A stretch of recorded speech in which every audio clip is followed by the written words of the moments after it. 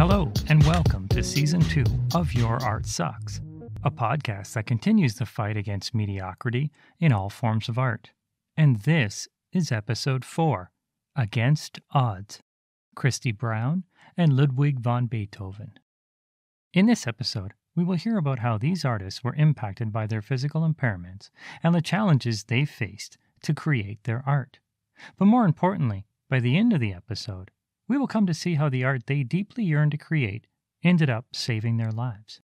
This will be a powerful episode, and I know every one of us will have a lot to gain from listening to their stories. We will also learn how to free ourselves and our art from the limitations we face each day. So let's begin. When I started this podcast, I made the decision to not speak about myself. I'm not an artist, I'm more of an art lover, and I doubted I had much, personally, to discuss with you. But when I was approached on Twitter by Joseph Goforth about doing an episode on creative people who have a disability, my mind went back to the research I'd completed for an episode on this very topic, but didn't record it for Season 1. Now, why didn't I record it? Well, the answer's not that simple. It's not about a lack of time or effort. It's one that's more personal. Let me say that I don't suffer from any disability that impedes my life at the moment, like the topic of this episode would suggest. But while I was in my 20s, things were a little different. I had health problems that rapidly hit me. In little time, they left me gravely ill and in the hospital for over 11 months. And after surgeries, many drugs, and time, not to mention the fact that I live in a country where healthcare is free, so I was afforded very admirable care, I was able to be released. So why am I telling you this? I've already stated I'm not an artist, and I really didn't feel the need to spill my guts. Well, in reviewing the research, I noticed a mindset in the artists we're about to hear about that resonated with me deeply, maybe a little too deeply. My initial reaction, if I'm being honest, was one of fear. I really didn't want to deal with my own memories from that time as I struggled to stay positive while imprisoned in that small, concrete bunker of a hospital room, tethered to noisy monitors and endless antibiotics. They were very dark times for me. To revisit them, well, it seemed too much. But with a little more internal dialogue, I obviously came to a different conclusion because, well, now here we are. Now, I will spare you the rationale behind my reversal, but I did want to note that there's a commonality in all who've endured or are enduring a malady or disability that surreptitiously attempts to limit our lives, and that the shared experience is, in my view, worthy of discussion. But this show isn't about me. It's about great artists who've overcome odds no gambler would dare to take. It's about authors like Stephen Hawking, who showed us the expansive workings of the entire universe while being confined in a body that failed to move beyond his wheelchair. It's about musicians like Rick Allen of Def Leppard, who, after losing his arm, continued to rock out on his unique drum set and helped make an album that sold over 20 million copies. It's about painters like Horace Pippin, who lost the use of his right arm after being shot by a sniper in World War I. He taught himself to paint by propping up his injured hand with his good hand and managed to become a world-renowned folk painter. It's about undeniable talent like Stevie Wonder, Ray Charles, and Blind Willie McTell, who electrified crowds with their songs so infused with spirit. Now, we could continue to recount the many disabled artists who've become legends. I mean, that would be great, wouldn't it? Sure. We could do an entire podcast series about that. We could also just as easily slide down a slippery slope of glossing over the lives of these talents and shrink this conversation down to the only positive historical notes each of them presented on their brave faces. That, too, would be great. But we both know that's not doing justice to any one of these admirable people. We have to be real with ourselves and to the point of this podcast. No one lives in a bubble, and we have to accept that lives are hard for each of us. But for those with a disability, the very act of living may be a struggle each waking minute. And if we are truly interested in learning from others, we have to examine the bad with the good. It's the only way we will see the true value in their accomplishments. Now, if we're going to start an episode that highlights this so poetically, I would like to start with none other than author and painter Christy Brown. Many of you may already know the story of Christy Brown. The movie My Left Foot released in 1989 and geniusly acted by Daniel Day-Lewis, does a great job of imitating the life of Christy. Daniel even won an Oscar for this performance in 1990. While the movie does show the many difficulties Christy faced due to his cerebral palsy, it did leave out some important aspects of his life. For those listening who did not see the movie, or who are unaware of Christy, then allow me to give you a bit of a background so that you can understand the immense odds he faced and how he succeeded. Born in Dublin, Ireland in 1932, Christy was one of 22 siblings. Yeah, you heard that correct, 22 siblings. Sadly, though, only 13 of these children survived past infancy. Shortly after birth, doctors discovered Christy had cerebral palsy, a neurological disorder which left him almost entirely spastic in his limbs. It appears that this may have occurred due to partial suffocation during birth. But to understand how crippling this disability was, Christy's body was almost useless. But it was his left foot, the only part of his body that he could control, that eventually unlocked Christy's potential, a potential that his mother, Bridget, would devote her life to revealing in spite of every medical professional urging her to put him away in an institution. Bridget was Christy's hero. Her unshakable determination and love for him allowed the genius that was locked inside of Christy to slowly and steadily surface. Even with the devotion of Bridget, the path for Christy was extremely frustrating and emotionally torturous from the outset. He struggled to speak, to eat, and to move. He felt increasingly isolated from his peers as years passed and his siblings took to the neighborhood streets for fun and adventure. But like his mother, others who came into Christy's life, like social worker Catronia Dillahunt, she became aware of his impressive intellect and began to visit the Brown family regularly. While she was there, she would bring Christy books and painting materials, as over the years, he had shown a keen interest in the arts and literature. Without the aid of formal training, as schools were not equipped to handle such extensive disability, Christy gained command of his foot and voraciously consumed any book that the house held, turning the pages with his toes. Channeling his efforts, he quickly taught himself to read, write, and to draw. These pursuits were an escape from the physical prison he was born into.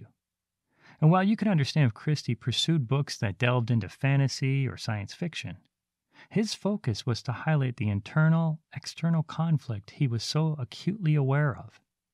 You see, Christy was a fighter.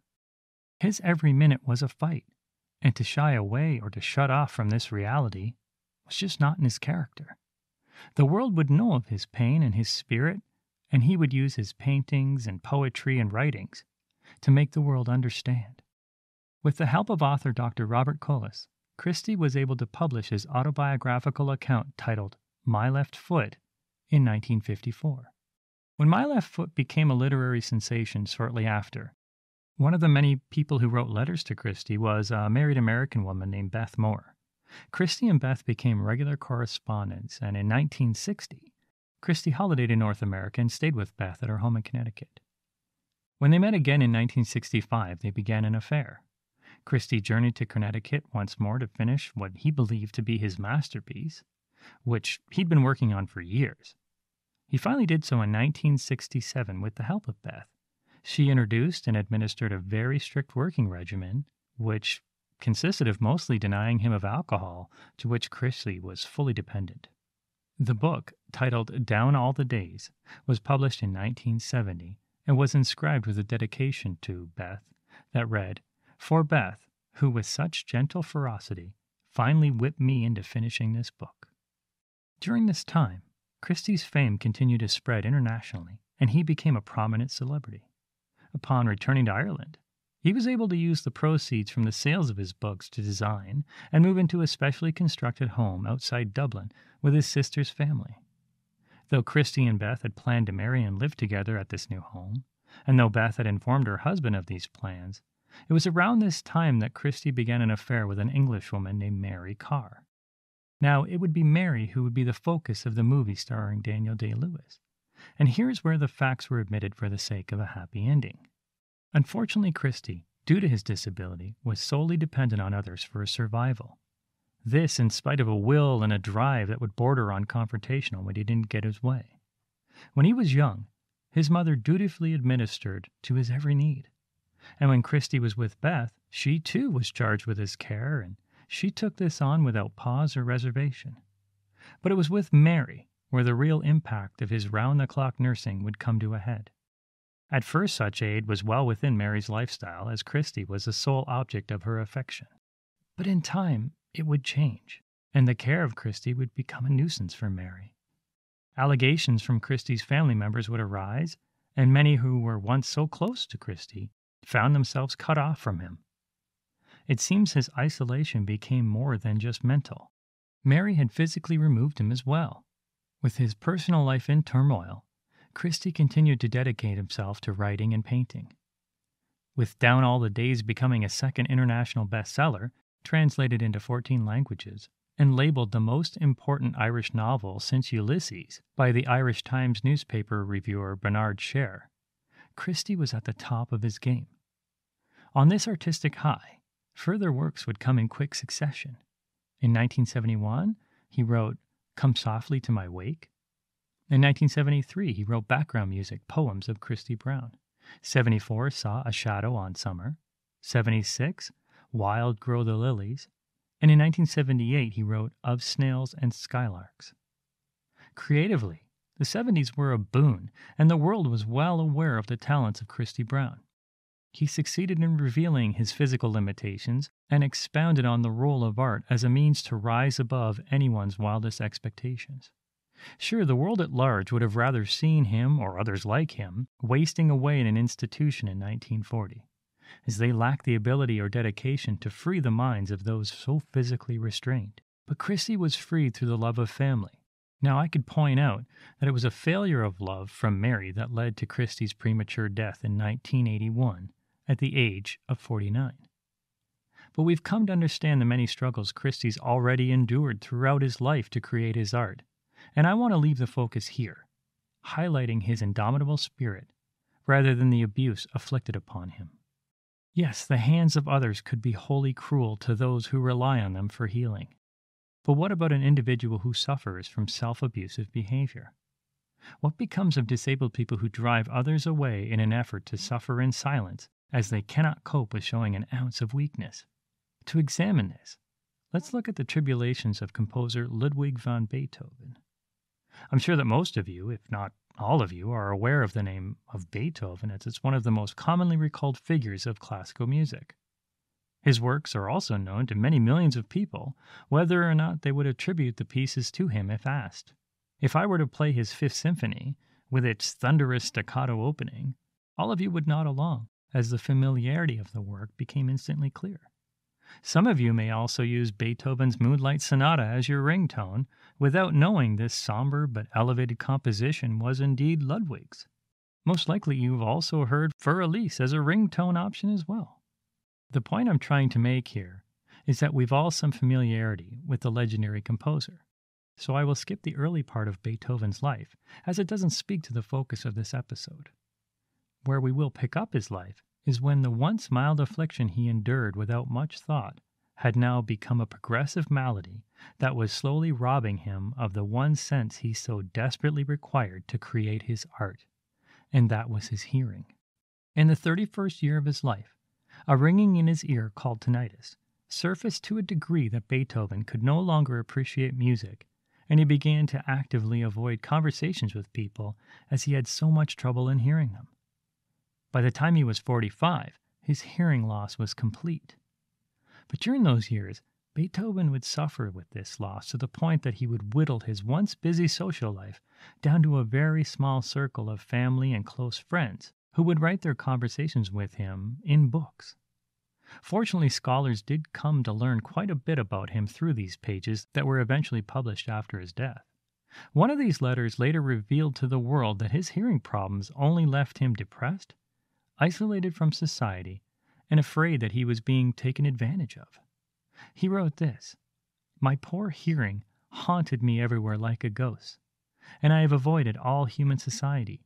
I seem a misanthrope, and yet I'm far from being one." As we heard with Christy Brown, there's a commonality in all who suffer from disability that they should remove themselves from society as to limit their emotional pain. It's a dark path that only leads to isolation that becomes all-consuming. Christy was forthcoming about his thoughts of suicide in his books, but few knew of the troubling thought that also plagued Beethoven while he lived. Depressed and unable to hide his increasing infirmity, Beethoven wrote on October 6, 1802, a document which he guarded carefully after writing. This document, titled the Heiligenstadt Testament, was named after the cottage where he was seeking refuge. In it, he revealed his deafness and expressed his disgust. A second part of the testament was written a few days later, on October 10, 1802. Here's the opening of the letter, addressed to his brothers, that speaks to the state of his emotions at the time. O ye men who think or say that I am malevolent, stubborn, or misanthropic, how greatly do ye wrong me! You do not know the secret causes of my seeming. From childhood my heart and mind were disposed to gentle feelings of goodwill. I was even eager to accomplish great deeds. But reflect now that for 6 years I have been a hopeless case, aggravated by senseless physicians, cheated year after year in hope of improvement, finally compelled to face the prospect of a lasting malady, whose cure will take years or perhaps be impossible. Born with an ardent and lively temperament, even susceptible to the diversions of society, I was compelled early to isolate myself, to live in loneliness. Beethoven goes on to say this. He says, I must live like an exile.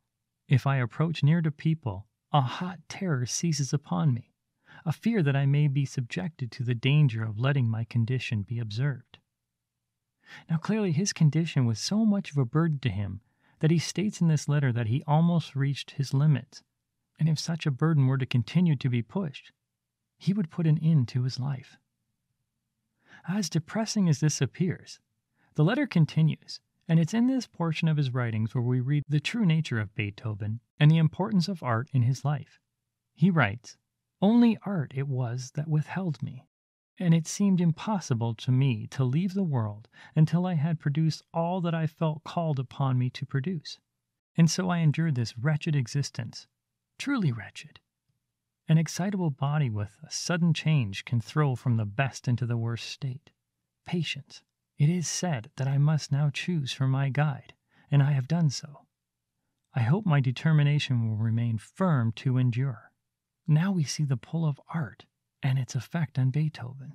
He is, it seems, commanded by some inner fire to not allow his disability to rob him of producing the work that he holds unheard inside. Holding true to his commitment, Beethoven continued to be prodigious. In the years following the Testament of 1801, he would compose symphonies from number 2 to number 9 in completion, and he would start the first movement of Symphony number 10 before he ultimately succumbed to an illness in 1827. Now, those who study classical music know that his work changed with the loss of his hearing, the most obvious being the loss of high notes in his work, because when you lose your hearing, high notes are the first to go. But few, if any, could argue that some of his finest work he created was done during these later years. Symphony number 9 is still his most recognized work, and that was one of the last pieces he ever wrote. No one could ever be sure that he heard a single note of this piece outside of the vibrations from his piano that lower notes may have allowed him to experience on his extremities. The fullness of his works would only ever remain to him as ghosts. For us, the listener, we have the privilege of hearing the range of his emotions he poured out into these notes. His rage, his isolation, his longing are perfectly clear. But also there is in abundance his undying passion for the gift that was bestowed upon him, the gift that saved his life. So there you have it, two artists who were impacted by disabilities in two very different ways. Christy never knew of a life without palsy, and Beethoven lived a life where he endured a malady that slowly robbed him. Both, though, were unified in their suffering. Both had overwhelming odds stacked against their successes. Both had periods in their lives where isolation and depression almost led them to utter despair. But ultimately, both were saved by the art in their lives. Both used their gifts to reach out from their aloneness to touch the world. We as artists, have only to gain from examining their lives. Their tribulations are our tribulations.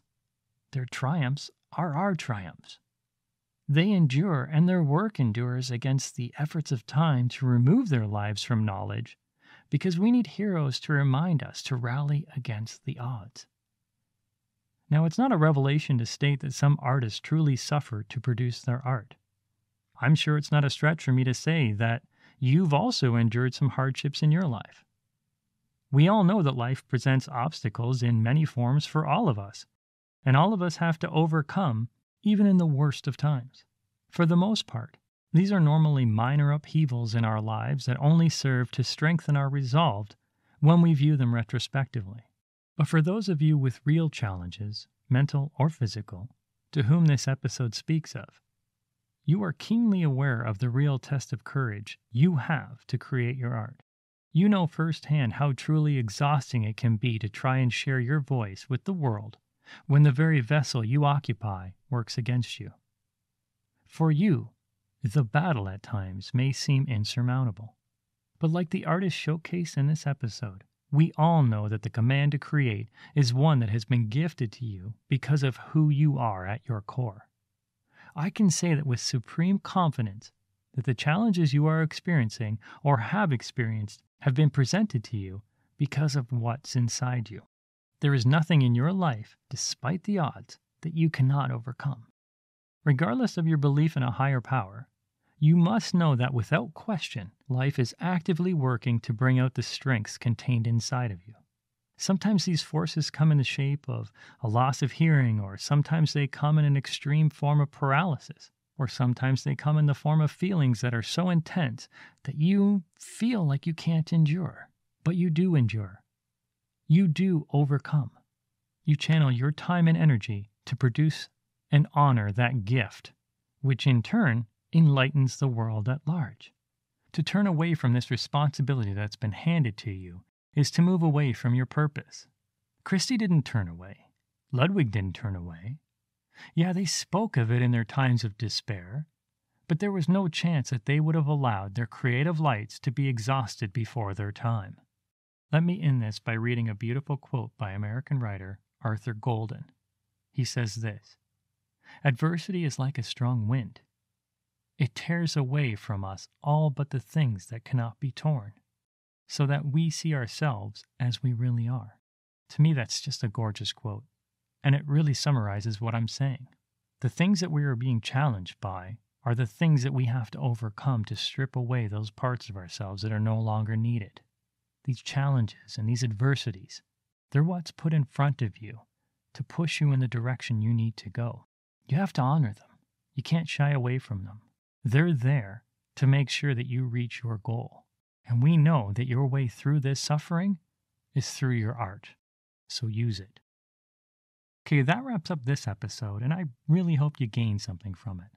If you have, please reach out and tell your friends about the show. Please ensure you subscribe, rate, and review in iTunes if you haven't already done so. A big thank you to those of you who've left amazing comments already. I've read every single one of them, and they inspire me. Now stop listening to me and go rally against the odds that stand in your way. Thank you.